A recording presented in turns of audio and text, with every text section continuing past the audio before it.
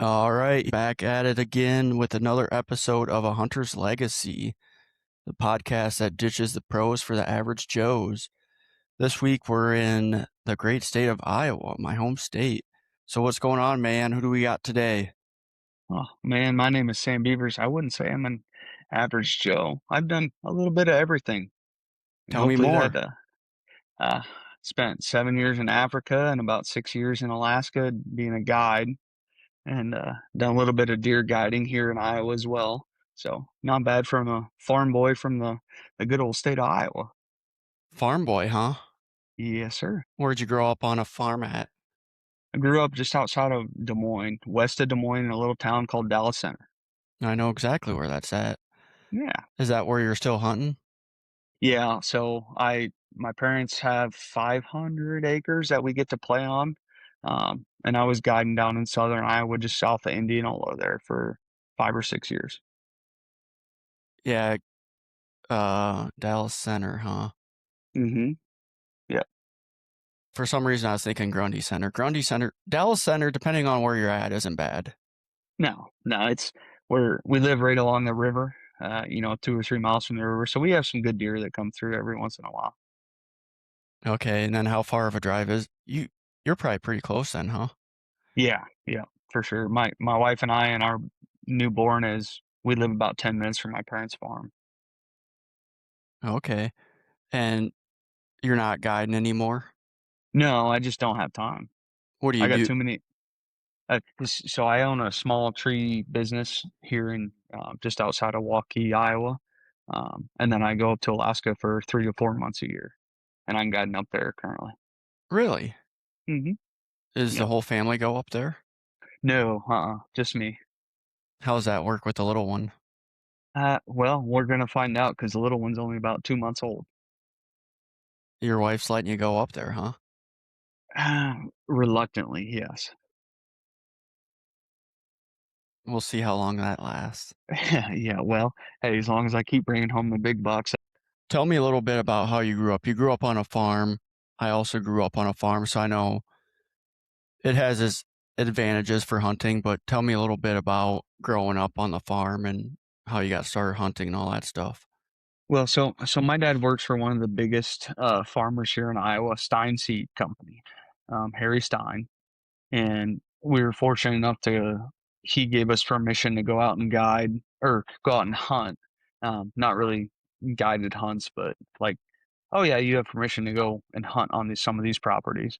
So we grew up on 480 acres, and basically as long as I can remember, I remember being 5 or 6 years old, and my dad let me go out to the woods and chase whitetails. Um, and then when I was 7 or 8, we finally went on our first trip out west and we went and chased some elk in Idaho. But chasing whitetails I remember sleeping at the bottom of my dad's tree stand and him throwing, acorns or something on me whenever a deer would walk by. And we always just had a blast. We've got plenty of deer like this one on the wall behind me, that was like one of the first deer that I ever shot. And growing up in Iowa, we were spoiled. Is that what you hunted primarily is Harry's ground? Yes. Yeah. Do you still hunt it? We still a little bit. Um, I mean, every once in a while we'll go out there, but we've got so many other places that we can hunt now, which is a lot of public. We got some other friends that have some property to let us come hunt, but anymore, that Stein property is very hard to get access to. People are starting to lease it out, um, which makes it difficult for us just because we don't want to spend the money to go. We're not that mad at whitetail deer. It's not like Harry needs any more money. Hell no, he doesn't. So is your dad still working there? Yeah, he is. He's been there 34 years this year. Okay. Yeah, I've never met Harry. I've seen his planes before, though. You've seen his planes. Yeah. Yeah. My wife works for him in his office and she gets to see him every single day. Really? Yeah. Yeah. I worked in Dallas Center for a little bit, and you'd see the boys driving their Lamborghinis around or whatever they're driving. Yeah. Myron has got like 5 or 6 Lambos and a couple Range Rovers and yeah, all the big price ticket items. It's funny how that stuff changes from generation to generation. I don't know what Harry drives, but I don't think he's driving around in Lamborghinis. He drives a 2012 like F-150. Really? That's it. Yeah. And then his office is uh 3/4 of a mile from his house. So he just walks home on lunch and takes a nap for a couple hours in the afternoon and then yeah, comes back whenever he feels like it. There you go, man. How come you didn't want to work for Harry? Uh I got into guiding. Like I went to Africa when I was like 16 and that kind of changed my whole life. We'll have to hit back on that, but why don't we go back to your younger years of when you first got started hunting with your dad? I imagine you were just kind of following him around for a little bit. You said you used to sleep at the bottom of the tree. Yes. Yes. 100%. My dad would wake me up on a Sunday morning at, 5 a.m., which I thought was the end of the world. And he's a farmer, so he's used to being up that early. But yeah, we'd walk out to the tree stand and he'd climb up in the ladder stand and I'd sleep at the bottom of it and he'd throw stuff at me anytime a deer came by. Um, and I remember, so this was Easter, which we're coming up on in 2013. And it was the first year I was allowed to bow hunt and I had to shoot 6 eggs off of, eggs aren't that big, off a propel bottle at like 20 yards before my dad would let me bow hunt. And I finally hit 6 eggs when I was like 13. And we went and climbed a 2-man ladder stand. And the biggest deer my dad has ever shot was right underneath of us. And he wouldn't let me shoot it because it was too big and I was too young. When was this? How old are you? I'm 28 now. 28. So that was 15 years ago. Okay. So it was the middle of the rut. It was, or no, it wasn't Easter. That was when we were turkey hunting. Sorry. It was the middle of the rut, November. I don't remember what day it was.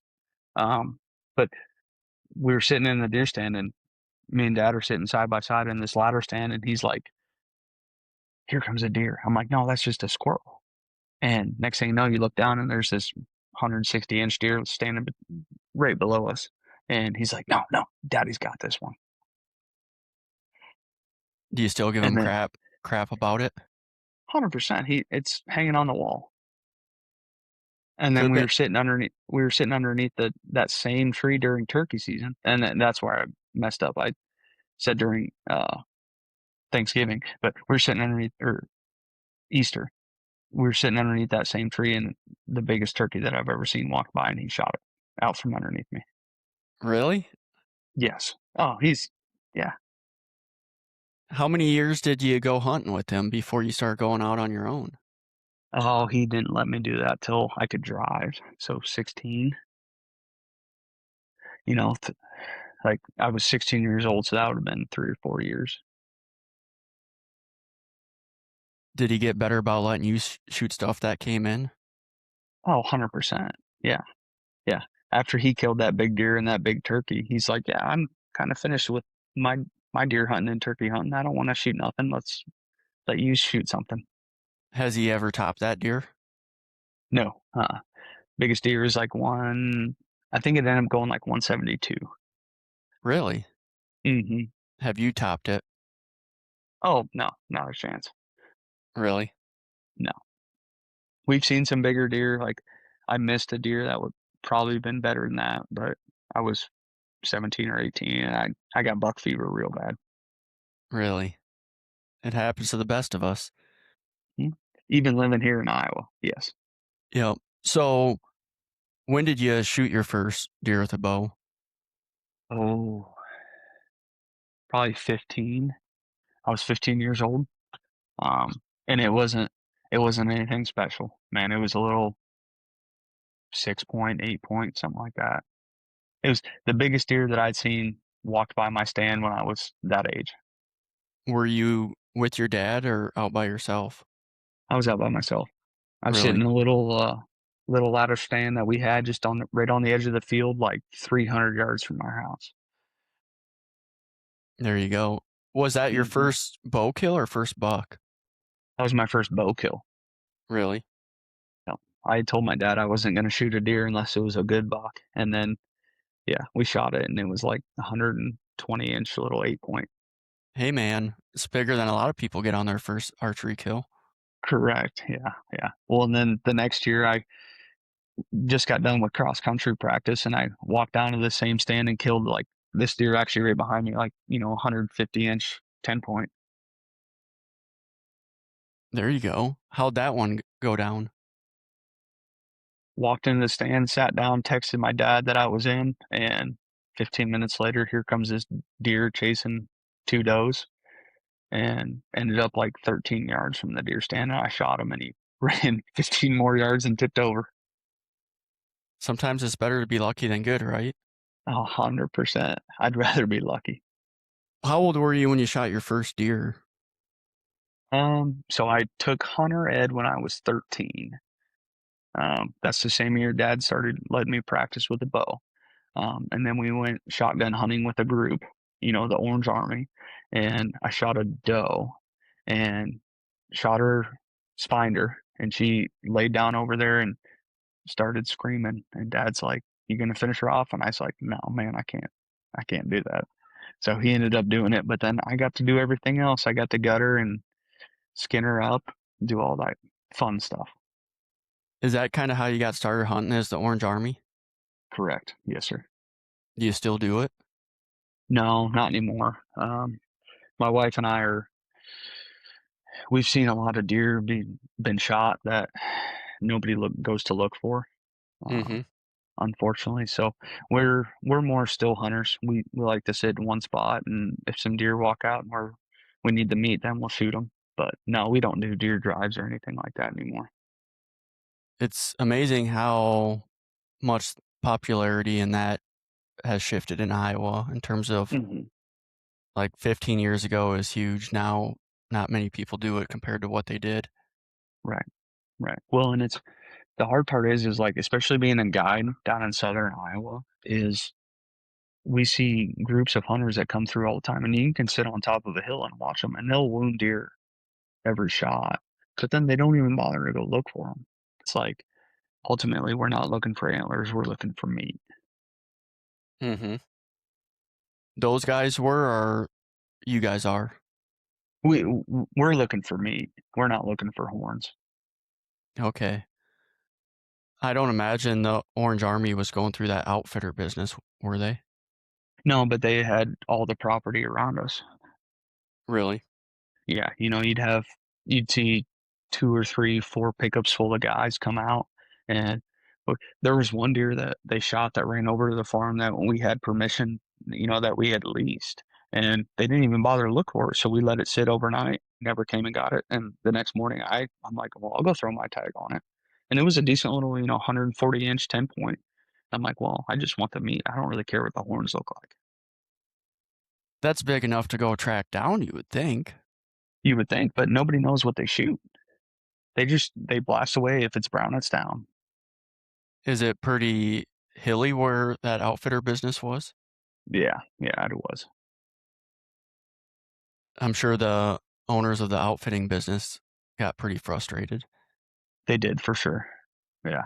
They I mean, it's you're hunting one farm and it could be, anywhere from 20 acres to 200 acres. And we're trying to hunt one specific deer. Well, then the neighbors half a mile down the road, they're going to shoot anything. And they've got 10 guys running through there.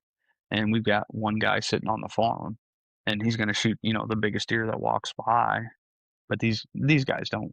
They didn't care. They just wanted to shoot whatever they could shoot, and if it piled up right in front of them, they'd go get it. You know, so going back to your younger years, is there Hmm. any hunts that stick out to you more than all the other hunts? The the second biggest deer my dad shot that has on the wall. That that first year that I was allowed to go bow hunting is for sure the hunt that sticks out most. We're sitting there and there's deer running around all over the place, and then all of a sudden it just gets dead quiet.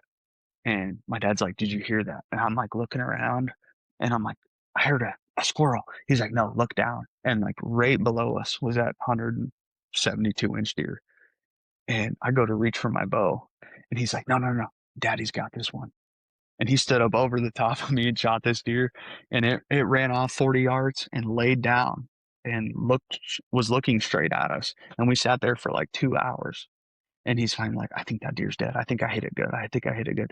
He's like, you stay here and grab your bow just in case. And I think he knew the whole time that it was dead.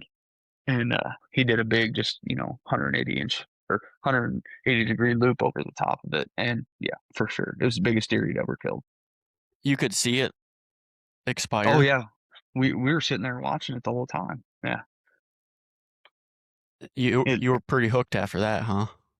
100%, man. Yeah, that's what whitetail hunting has got in my veins. I imagine that had to have been pretty cool. At that Mhm. time, it was probably just cool to see him shoot the deer. Now it's probably like, man, I wish that was me. Uh-huh. And yeah, every time we walk in the house, hey, you remember when I shot that deer out from underneath you? I'm like, yeah, thanks for rubbing it in. Were you pretty upset about it at that time? No, I was so pumped. I'm like, that was the first real good buck that I'd seen on the ground. Really? Yeah, yeah. Did your dad even know that deer was out there? No, no idea. We didn't used to run. 15 years ago, we didn't run trail cameras. We just show up in the woods. Some days I wish it was still like that. Yeah. And it's different hunting on private ground. I mean, we have that 400 acres, 480 acres that we get to hunt on. So you never know what's going to show up, especially during the rut. Yep.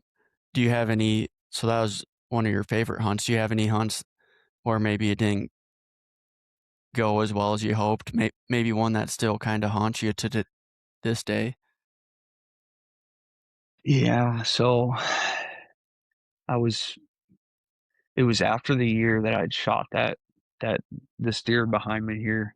Um, I crawled in that same 2-man ladder stand during the rut. It was like November 10th or something, and crawled up in the ladder stand at just before first light and was sitting there, and the woods just exploded around me. I'm like, oh yeah, there's for sure going to be a deer that comes through here, and just shot him high, and he ended up on the neighbors, and the neighbor was just, he was not a nice guy, and we tracked the deer all the way over, and that was before, like, you could use dogs or anything like that. But we had a blood trail and crossed over the fence, and I'm not so sure the neighbor didn't like take that deer and hide him, because we tracked the blood and then we came to a bed and then just nothing. Was it a pretty nice buck? Yeah, I mean, it was a 130, 140-inch deer, Mm-hmm. but it was during the rut. I had my bow. He was at like 15 yards, and I just shot him high. It was just a fun hunt. Yep. So looking back to your younger years of hunting Hmm. to now, what are some of the biggest changes, or how has your approach changed over the years? 100% more of the wind. I rely more on the wind and the thermals more than anything. Um, Looking back, I would just go climb in a deer stand just to climb into it.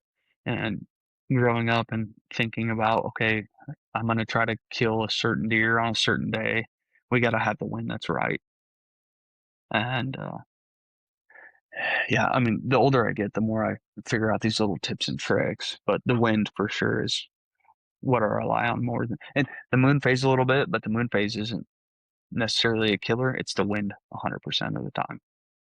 You think when you were younger, you're just going out there and hoping a big deer would show up, and now you're 100, yeah, 100%. going to find them and closing the deal. Yep, correct.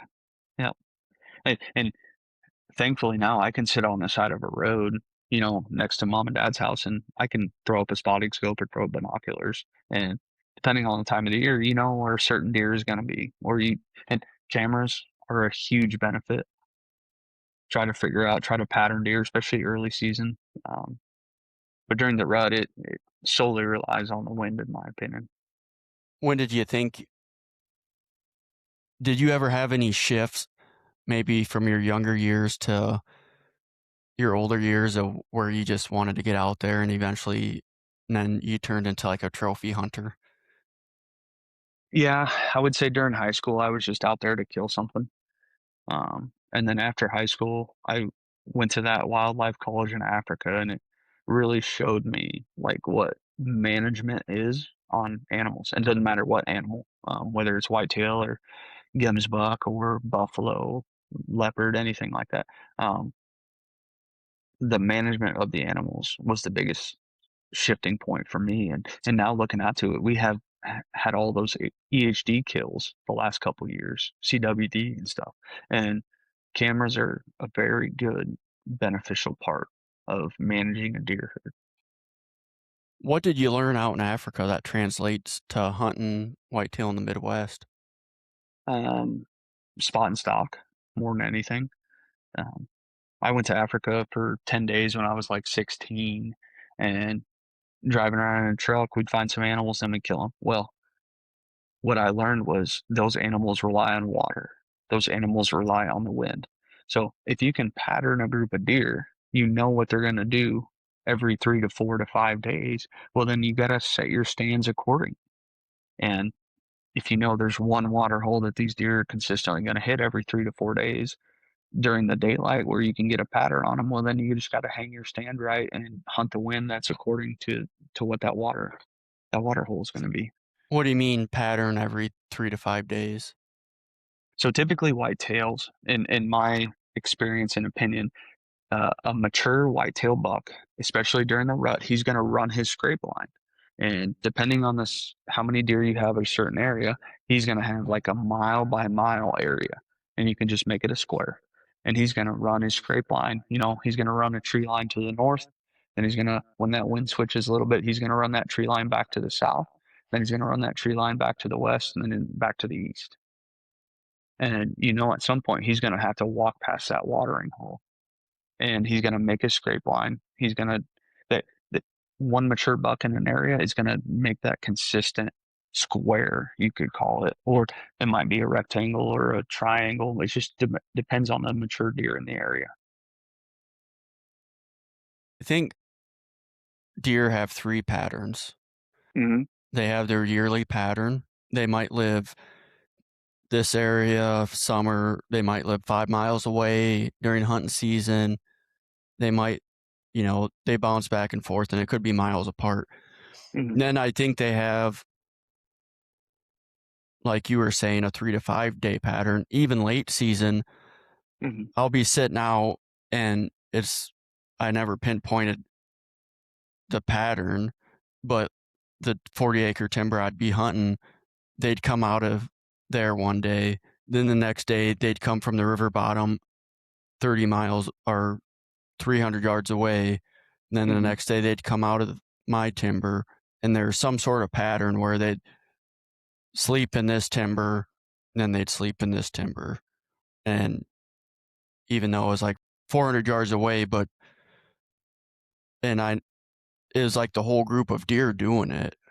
Mm-hmm. And then they have their day pattern where if they're here late season or rut, they might get up and feed around the same time every day if they're in this timber and come out. So I think there's three different patterns, like the yearly, like a weekly, let's say, and then like intraday pattern. Mm-hmm. Yeah, yeah. Well, and I'm sure you watch as many hunting shows as I do, but you see a lot of these guys, they kill big deer early in the season because they're still running on their summer patterns. A lot of these big name YouTube guys, they don't kill deer during the rut. They kill them early season or late season. The best way to think of it, I just kind of, I was putting puzzle pieces together. Compare it to us. Summertime, we spend most of our times outside. We go walking, stuff like that. Wintertime, we're inside. We don't run outside. We go to the gym. But doesn't matter what day it is, fall, winter, summer, we're probably still getting up the same time, probably still eating the same time and stuff like that. But that's kind of a good way to think about it. Whitetail are smart, man. They they've been around enough. They've been around long enough that they know what's going on. Yep. Yep. So for the listeners, why don't you talk a little bit about the land where you're at, maybe some of the challenges and benefits to hunting where you're at? The biggest drawback to where we get to deer hunt is it's very flat. So if you show up middle of the day and those deer are going to be out feeding, they're going to watch you walk in from 400 yards.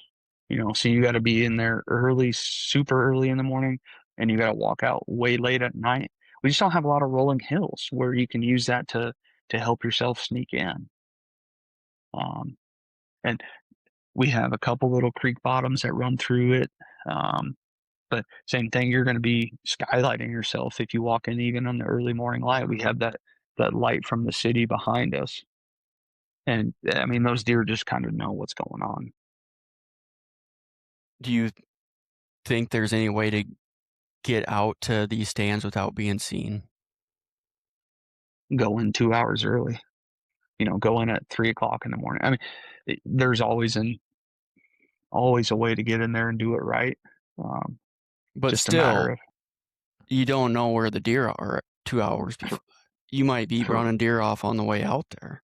correct. Yeah, yeah. And that gravel road that mom and dad live on, that we get to hunt. There's people out there any time of the night. So you're gonna have deer that could be crossing the road right in front of you as you're trying to pull in down to the little creek bottom that you can walk in on. And It just what about, like, when you're so let me back up a little bit. Are you hmm hunting big blocks of timber or just like a 40 acre here, 60 acre here? yeah, yeah, more smaller tracts of timber with a lot of cornfields around. Okay. And you talked about how hard it is to get out there without being seen. hmm What about patterning deer? Because it sounds like you hunt similar terrain to what I do, and people are always like, "Oh, play the wind, play the wind."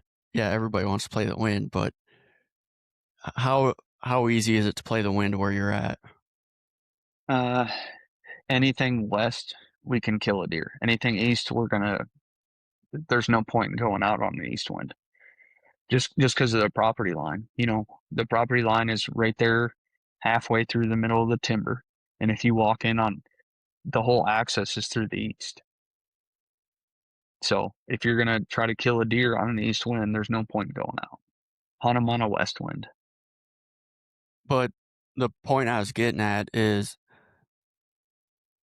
let's say it's a 40 to 60 acre block of timber and it's hmm flat, whereas Indian Indianola area and you have terrain, deer are more likely to be confined to walk down a certain trail. hmm Whereas if it's flat and you have like a 2 acre, 200 acre, or 200 yard, 400 yard timber edge, hmm they don't give a damn where they walk into that timber edge. They could walk. So sometimes it's just really hard to play the wind because you might think you're on the perfect trail downwind of it, but they might just randomly wander some trail that's never been used upwind of you Correct. Yeah, or and downwind of you. that's where scent killer comes into play, man. Do you You know, believe in nose jammer? I do. I've seen it work multiple times, and I would not support Onyx or Ozonics, but Nose Jammer, 100%. For all our listeners, I'm gonna have to make a reel about this. It is region specific. I can understand why maybe in the South it doesn't work, but in Iowa, you can bet your ass it works. I don't know if it's because the deer here are more exposed to people. Maybe they're not used to people, but they get more exposure to people in some of these big blocks of timber. But it works in Iowa. And like I said, when you can't predict where the deer are going to be, like you can't sit in a tree stand where Sam and I are hunting and know 100% that the deer is going to walk upwind of you. There's no way. And nose jammer saves us a lot in those Well, situations. okay, and so even when we were growing up, our dad would we would tie a little cotton ball on a little piece of string right behind our feet and just soak it in vanilla the night before. And then we'd walk out with that vanilla behind us. And that was nose jammer before it was nose jammer. Wonder where you learned that trick from. Some good old boy, from, I, yeah, that's a good question because I've never asked that. And then we'd sit up in those tree stands with slingshots with little cotton balls, and we'd shoot out deer pee like all around the stand, Really? especially during the rut. Yeah. Oh, 100%. I've never heard that before. Oh, it was like, yeah, all the things that he did were kooky at the time. And it's like, no, it kind of makes sense now. I don't know if nose jammer does what it says. It might be more of a cover scent, but I need to get videos of like me blowing dust in the wind at a trail and have a deer walk by because I swear by that stuff. I I don't know. I'd never ever have a deer come downwind and just get a whiff and take off running. Really? Never. Yeah. Okay. So let me ask you this. Have you ever peed out of the deer stand? All the Has that time, man. ever affected a deer? No. Yeah. See, same thing. I've never, people that are like, no, you can't pee out of the deer stand. You got to pee in a bottle. No, I They don't will think it come affects deer. they will come lick. I chew and spit on the ladder and they come lick it off. Oh, yeah. Do you ever have deer come downwind of you when you use it nose jammer and just take off running because they caught your wind? Never. Never. I've had it more with the ozonics system. I tried ozonics for, I don't know, 2 years, and I think the noise more than the smell spooked the deer. Mm-hmm. And some of the clients that we had when I was guiding deer hunts, they would say the same thing on a super calm day, like right at dusk. That ozonics fan would be spinning, and that deer would come in right at dusk, and he'd be sneaking along the trail, and he'd sit there and perk up, and you'd hear that little fan running. And it's amazing. The deers, they can hear things from a lot farther than I think people understand. See, And they just take off. so yeah, I'm sure their hearing's better than ours, but I would bet a lot of people probably overestimate how good their hearing is, Hmm. especially if something's out of place, they can probably tell. But like when I was younger, I'd have deer under my stand and I'd like try getting rid of them without spooking them. So I'd just Hmm. like snap branches and like, oh, this will scare them away. Won't even flinch. Then I'd throw it down by their feet. They won't even flinch. Really? But I want to get the new nose jammer where it's looks like a deodorant stick instead Hmm. of popping the cap off because that's pretty Yeah. loud too. That is very noisy. Yeah, you get that little deodorant and just rub it on some trees as you're walking in. Mm-hmm. Hmm. Yeah. When I used to, before I used that, even before I use it, I was using like the scent cover up spray, and you'd still get deer that walk downwind of you, and as soon as they caught a whiff, they're gone. I I don't know if I've ever had a doe blow at my scent downwind with nose jammer. Really? That'd be something to. You should video that. Have do you have deer like snort at you downwind with nose jammer? Not that I can remember, but I'd be lying to you if I said that no, 100% of them have. Like They know nothing something's else. up, but they can't pinpoint it. Correct. Yeah, and it also depends on your stand placement. If you're stuck way out the side of a tree and it just looks unnatural. I mean, people got to remember those deer live there 365 days a year. You got to have a little bit of cover that kind of hides you so you're not sticking out like a sore thumb. I think that's probably just as important as scent. Have you noticed? I'm a I need to get sponsored by Nose Jammer. I'm obsessed with this stuff. Have you noticed it's there's like a curve to how it works. So up to like 10 mile an hour wind, it Mm-hmm. works fantastic. But if it gets 15 to 20, it's not going to work near as good. Really, you think that Mm-hmm. you've seen that happen? Mm-hmm. Really? See, I always think with the stronger the wind, the more your scent's going to carry. And with that nose jammer stuff, it should just carry same with your scent, right? You would think so, but I've I've noticed, and maybe deer are just more on edge with more wind. Mm-hmm. But I've noticed it works great up to like 12-mile-an-hour wind, and Really? the heavier the wind doesn't work as good. Okay. That's something to think about. I never paid attention to that, I guess. But if it's like an 8-mile-an-hour wind or less, Mm-hmm. I hate to say this, but I can almost feel pretty comfortable not worrying about the wind with nose jammer. Okay. So do you see a difference when it comes to like hunting a ridge top versus a bottom? It's dead flat where I hunt, man. Really? Yeah. Hmm. Yeah.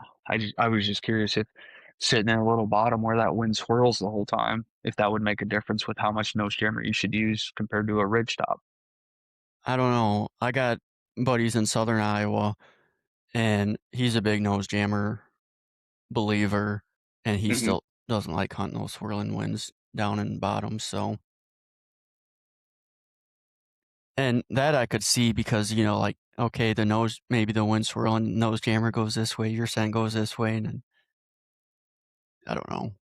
Yeah. It's Yeah. good stuff. I'll swear by it till the day I die, man. I, I'm gonna back you up on that for sure.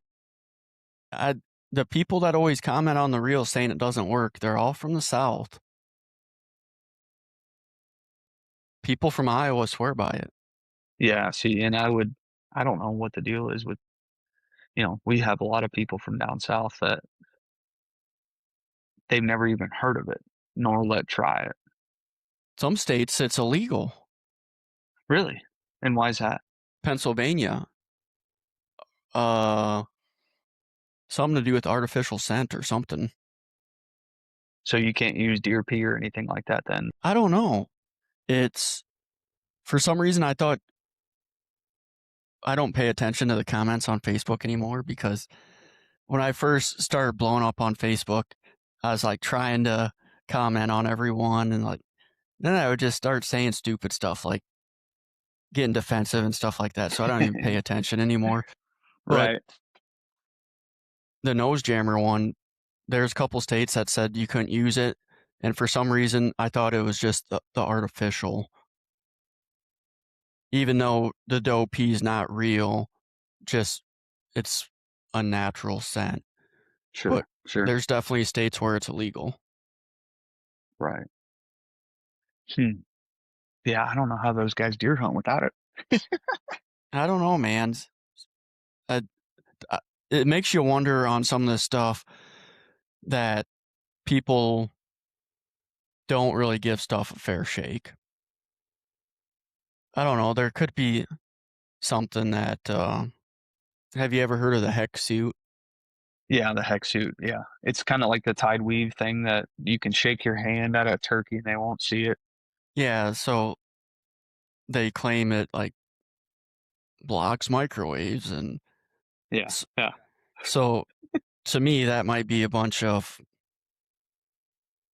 whatever BS. But I guess I've never tried it, so maybe people are in the same boat with nose jammer.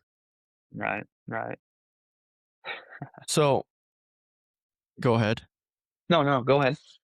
So getting back on track, nose jammer. If you're listening, I'm your biggest fan. So, uh, what about the culture where you hunt? So, when growing up, was it just you and your dad hunting, or do you have some buddies that were hunting with you? No, so the first deer hunt I ever went on, I was probably 10 or 11, and it was a deer drive. There was 30 guys. We showed up in the Saturday morning, opening day of first shotgun season, and we did a deer drive. And we'd come back for lunch, and guys would start drinking beer, and then we'd go out in the afternoon and we'd shoot, 20 or 30 deer a day. And that was how I grew up hunting. And then the older I got, it's like, Dad, I want to shoot some big deer. And then it's like, okay, so we're going to start bow hunting.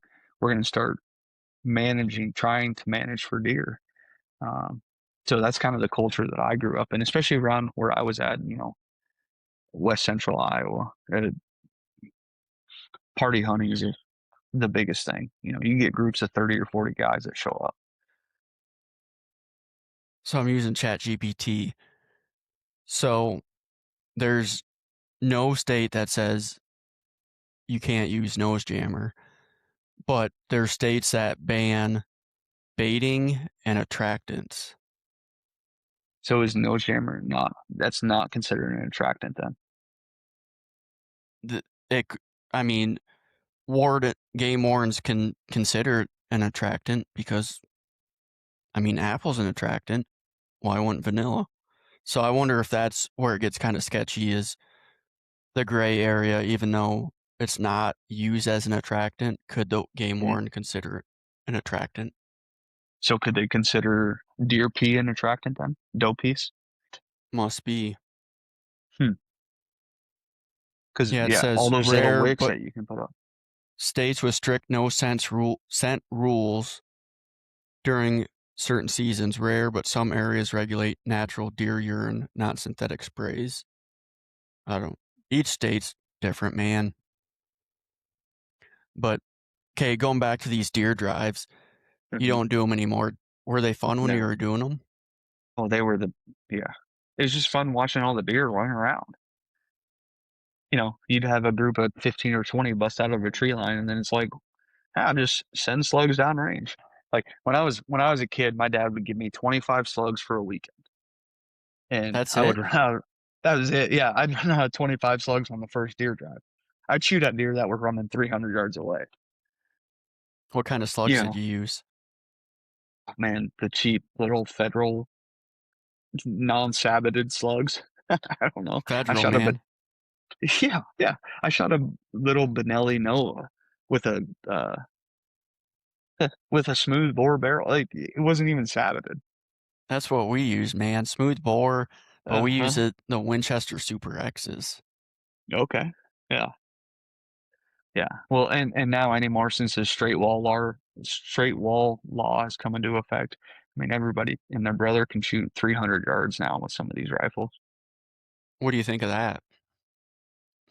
Man, it's if you know what you're doing, and being a guide and seeing how some people shoot, like I've seen a guy shoot a moose at like 580 yards. I've seen a guy shoot a Dall sheep at 600 yards. A guy should not be shooting at a whitetail with a smooth bore Benelli Nova more than 150 yards, in my opinion. And Oh, that's almost too far, too. yeah, if you know at a running deer, no, no, no chance. 100 yards max. But these 350 Legends, 450 Bushmasters, 45 70s, 35 Whelans, all these rifle calibers that you can use now. Yeah, you can shoot 300 or 400 yards with them, but you shouldn't take a shot over 200 yards, in my opinion. I don't know if there's definitely an advantage to harvesting a deer with that. I don't know if there's any more harm or safety impact on other hunters with people using rifles, So the thing with a shotgun slug is they're going to go through a tree line, and they bounce. correct, where you get like a 350 Legend, that bullet hits a stick and it's just going to explode, right? It's a hollow point basically. So I don't see any harm. I agree with you there. Yeah, the old rifled slugs, which is weird. They call them rifled slugs, but the saboted slugs go through a rifled barrel. I always thought that Hmm. was weird. But they, yeah, they bounce off stuff. They could bounce off like three trees, where I think even a good mushroom bullet out of a straight wall cartridge, it's gonna Hmm. mushroom and just. But even some of these muzzle loaders anymore, you can buy a custom muzzle loader. You're going to drop 10 grand on a muzzle loader. You can shoot 500 yards with it. I had one, it blew up in my hand. Oh shit, I didn't know that. It wasn't that expensive, but It was an expensive muzzleloader, yeah. it didn't thought I cleaned it out from the year before, got distracted, whatever. But I think there needs to be restrictions on these straight wall cartridges, though. I would, and the way the law reads, is .35 caliber or bigger up to .50 caliber. So I've got a 375 that I carry in Alaska. I've got a 458 lot that I carry in Africa. Those bullets, it's a 500 grain bullet. At 200 yards, you can shoot through an engine block.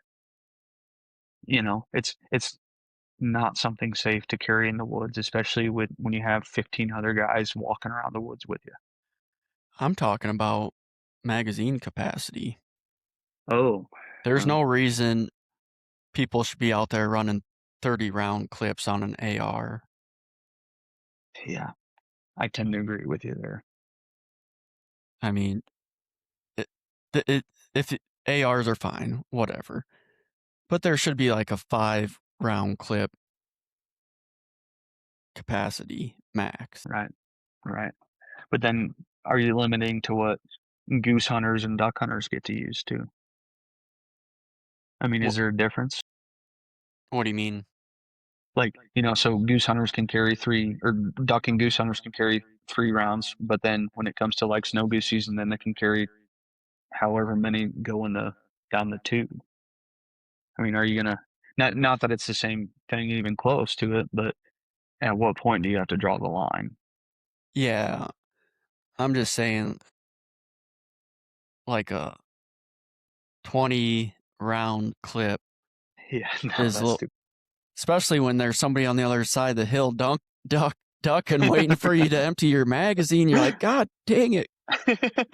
Whereas at least Right. shotgun is only like 5, then you get a little break. Right. And they get to stand up and shoot back at you. Yeah, I don't have a problem with the rifles. But there's people unloading 20 round clips. It, yeah, I don't agree with it. What do you think the best straight wall rifle round is for deer? 35 wheel. Think so? Yeah. Just Yeah. because of the ballistics? The ballistics, yes, for sure. Being a hunting guide, I've seen 30, 35 Williams, 350 Legends, 450 Bushmasters.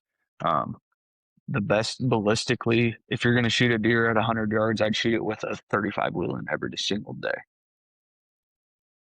especially a big old mature buck. Over a 45-70, huh? Yeah, yeah. Just because personally, like that 35 Wheeling is so versatile. Um, you can shoot a bear with it in Alaska. You can shoot an elk with it. You can shoot a moose with it. I mean, I'm looking at multiple different aspects of it. And ballistically, you got a bullet that's doing like 2,600 foot-pounds out the muzzle. Um, I mean, yeah, it's just a stupid solid bullet. It's just gonna go right where you want it to go. Those 45-70s are hammers, man. They are. Tack drivers. Yep. But out to a certain distance, like a 35 Wheeling, you could shoot out to 200 or 300 yards reliably, where a 45-70, you're going to be out like to 150 to 200 yards. I've always thought the 350 Legends were they do the trick. They're a little bit questionable. They Hmm. don't leave a good blood trail. I don't care what anybody says, they aren't accurate worth a shit. You have to be pretty lucky to get a 350 Legend that's a tack driver. Yeah, I 100% agree. And you try to shoot a deer in the shoulder. Most of the time, people want to shoot a deer right in the shoulder. Where whenever I tell a guy, if this is the deer's front leg, you want to shoot him just behind the front leg. You're going to hit lungs and the top of the heart. If you try to shoot a 350 Legend through that front shoulder, you just don't get the penetration. If you have a good round, good solid copper bullet, where are you aiming for? Just behind the front shoulder. That crease that goes up, that's where I'm going to tell a guy to aim every single time. I'm talking about you, man. That's where I'm going to shoot him every single time. Really? How far Yeah. do you have to track them?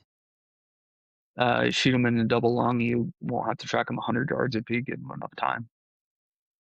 Within 100 to 150 yards, that deer will bed down. And if you give them enough time, 3 to 6 hours is minimum, kind of what I like to do. That deer will be dead in the first bed. So I'm a little bit different. Are you? I go right for the shoulder. Do you?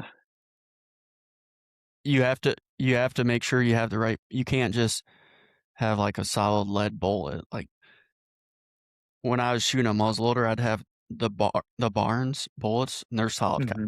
100% copper. That's those TTSXs, correct? Oh gosh, I don't know. Yeah, that's still what I use because when I blew up my smokeless, I bought another Remington Ultimate, and they have the Barnes. Hmm. Yep. The Barnes TEZ is what they call, but I recovered a couple, and it's like 100% retention. Those bad Really? boys, I'm going right for the shoulder because I don't want to track. Just Even, break them down. oh yeah, a, a a good muzzleloader shot through double lung. A lot of times they don't leave much blood for some Yeah. reason, Yeah. You got to kind of watch them where they fall. I've noticed that as well. and Um, that's the 350 Legends notorious for that too. Correct. Yeah. Yeah. And when I was guiding down in southern Iowa, we had the guy that I was working for, he had two blood tracking dogs. So that's kind of the benefit that we had was, yeah, you shoot a deer at right at dark, you can leave it till the next morning, and then we'll just take one of the dogs in and go to track it. Have you noticed that with certain calibers where there's not much blood? 350 Legend, 100%, and then muzzleloaders for sure. I don't know what it is. I haven't. I do all my reloading, so I Hmm. get into that stuff like the whole ballistic coefficient, sectional density, all that stuff. But I've never really done the research to figure out why certain calibers. It must have something to do with like how fast the bullet hits, whatever. But Well, some s- yeah, so we noticed that um, a lower and slower bullet doesn't leave much of a blood trail. Just because all that sectional density is built up inside that carcass, that rib cage. So when that bullet expands on the inside of the that chest cavity, that's where all the everything's retained in there. It doesn't expand out. Where you get like a faster and smaller bullet, it's gonna shoot all that stuff out of that chest cavity. for all the listeners, if you whenever you buy bullets, they're always going to have numbers. I don't know. I think they have sectional density on there, but it's always going to have ballistic coefficient. So ballistic coefficient is going to be, think of it this way. So it's basically how aerodynamic the bullet is. So if you have, let's say, a 243 shooting a 100 grain bullet compared to a 50 grain bullet, the 50 grain bullet's going to be the same diameter, but it's going to be shorter. So it's not going to fly as good. Then sectional density is like torque on a vehicle, how hard it hits the animal. Hmm. Yeah, yeah, So when you see those numbers on the box of bullets, listeners, that's what that stuff means. Higher BC and higher sectional density is better. I think sectional density, higher number is better, right? yeah, yeah. Yeah, I didn't know that stuff like 5 years ago when I started reloading. Like you get to like a .3 or .4 bullet, man, you're doing pretty good. Yeah, and muzzle velocity, depending on what you're trying to shoot.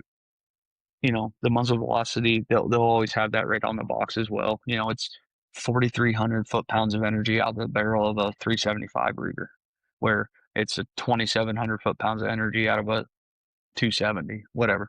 Um, the further along you go, that it's the shock value that bullet is going to deliver once it impacts an animal at a certain distance. So you can look at that, like, at 300 yards out of a 270, that 2,700 foot-pounds of energy is actually going to be down to like 1,400, or, just throwing out a number for sake. Um, the higher that you can get with that uh, impact, the better off you are. Well, it's just like these long range shooters, they always go to specific calibers, not because they necessarily shoot faster, just to make out of the caliber allows for a longer bullet. So they can run a heavier 6 millimeter bullet that's maybe quarter inch longer than a hunting rifle, and it just bucks the wind, doesn't lose speed as fast. Correct. Yeah, that's where that 6.5 tops that 260 Remington. I mean, the 6.5 Creedmoor is just a longer, skinnier bullet than the 260 Remington. And 260 Remington's been around for 40 years. Don't use a 6.5 for hunting. No, heck no. People swear by it. I don't. I would never let a guy bring a 6.5 to hunt anything. Overrated. Yeah. But ballistically, so I've seen a lot of 300 PRCs in Alaska recently, and ballistically, they're better than the 300 Win Mag. They're just a flatter shooting, harder hitting bullet. Do you But follow any gun builders at all? not really. There's Arrowhead Rifles that was in Iowa and he's in Arizona. Mm-hmm. That's one of his favorite big game 300 PRC. I've seen 9 guys in the last 3 years that had 300 PRCs that come to Alaska, and the the data goes to show it's just a flatter shooting, faster rifle. But I've also seen them impact, and they leave a fist size hole on the entrance, but they don't penetrate nearly as well just because they're going so fast. They hit and they just explode. I think that's a better round than a 7 mil mag. Yeah, depending on what you're shooting and distance. Mm-hmm.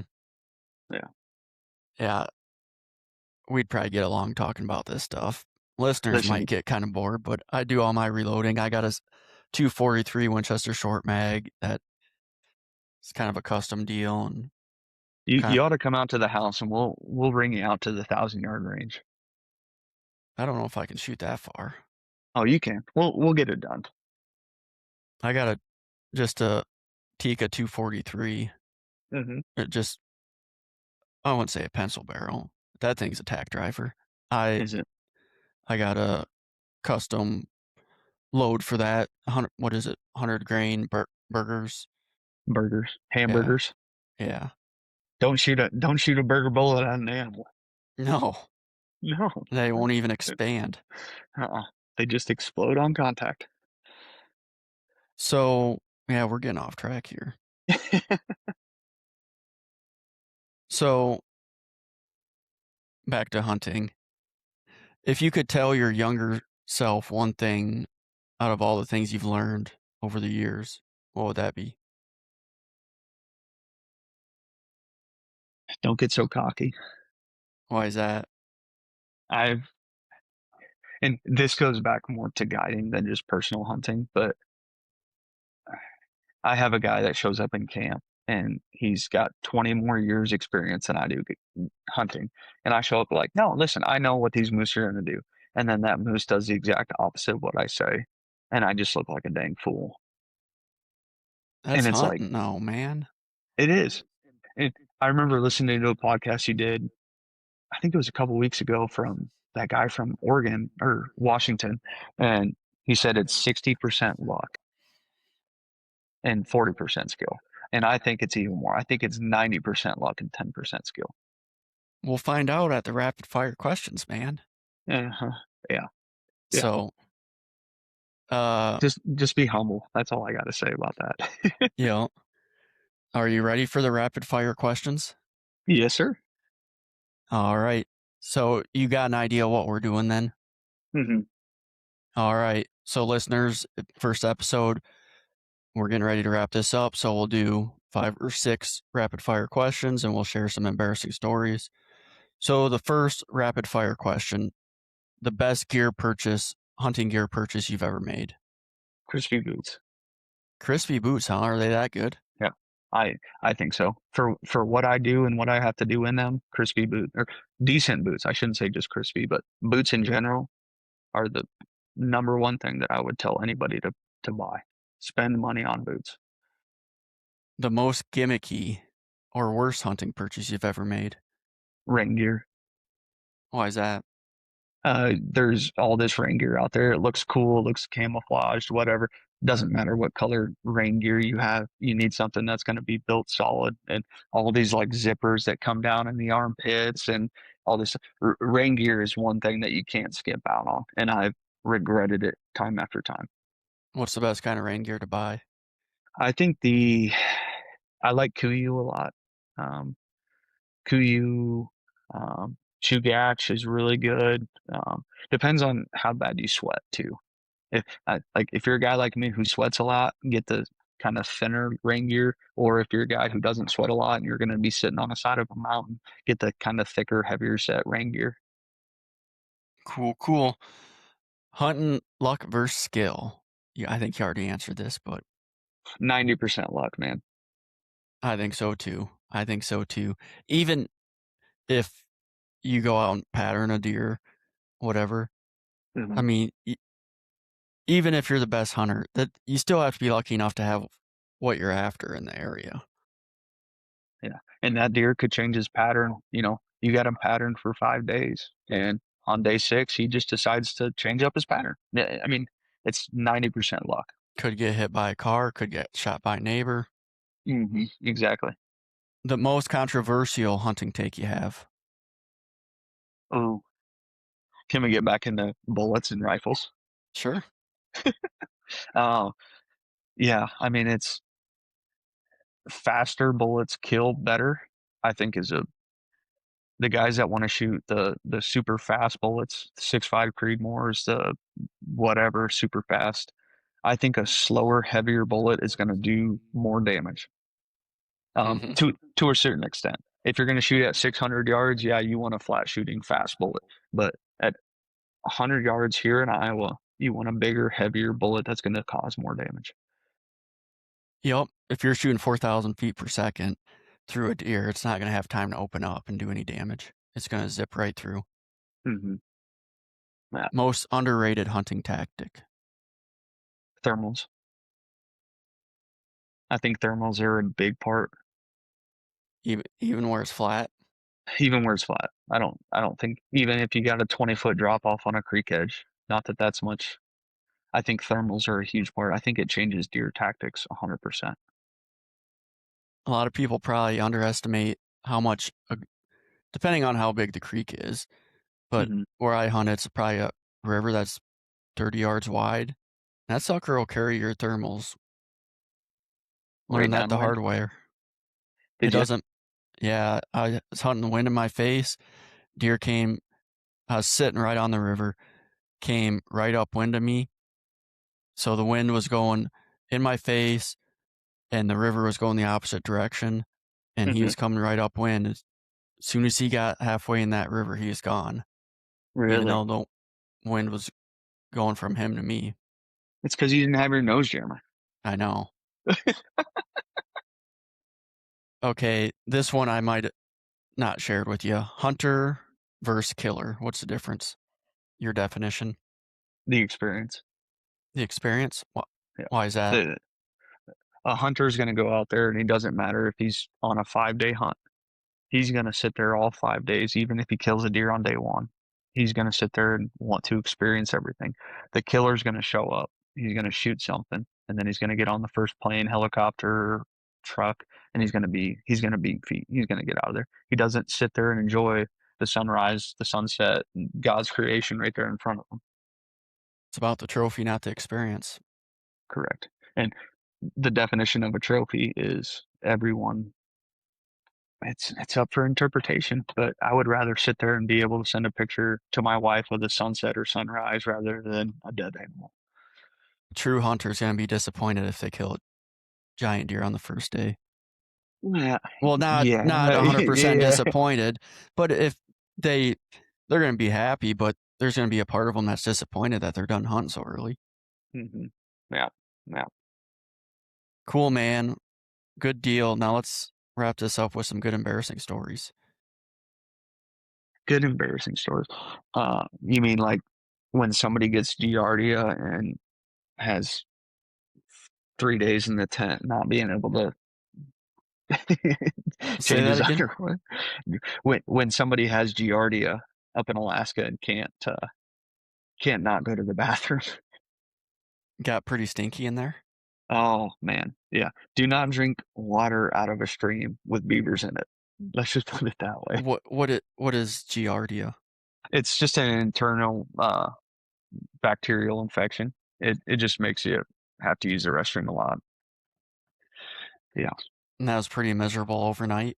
Oh, it was terrible. Yeah. So our client, this was up in Alaska 2 years ago. My client flew in and we went down to the creek just to grab some water, right? Like we always did. We didn't boil it, which we should have just boiled it. And then the next 3 days was like, yeah, there was 5 or 6 pairs of underwear that I got left in the Alaskan wilderness.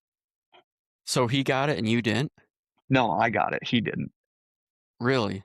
Yeah, it was terrible. It was such a bad look on me. I'm like the first 3 days of this hunt, and I'm like crapping myself. Were you miserable? Oh, terrible. And I was so dehydrated. Yeah. So just explosive diarrhea. 100%. Yeah. That's the most embarrassing story that I can recall in recent times. I bet that won't happen again. It will not. We carry water filters for a reason, and yeah, I was just like, ah, no, I don't need that. No, I should have definitely used it. It takes 5 minutes to use. Did the water taste good before you got sick? Oh, it just tastes like water. Yeah. I mean, it didn't taste funky. And then it's like all of a sudden you look upstream and oh yeah, there's a beaver dam. Yeah, we should have probably filtered this water. You thought that before you got sick? Yeah, 100%. Yeah. I went and we filled our canteens and looked upstream and I'm like, "Meh, whatever. And just chugged away, drank a whole bottle of water. It's like food poisoning, man. Oh, 100%. And it's way worse. I mean, you're in the middle of nowhere. We were like 90 miles from the nearest hospital by a plane, right? It's like there's no cars there. You have to get on a plane to get to the nearest hospital. Yeah, and I crapped myself for 3 days. At least you popped out of it. Yeah, yeah. And then it almost ruined the hunt, but that's fine.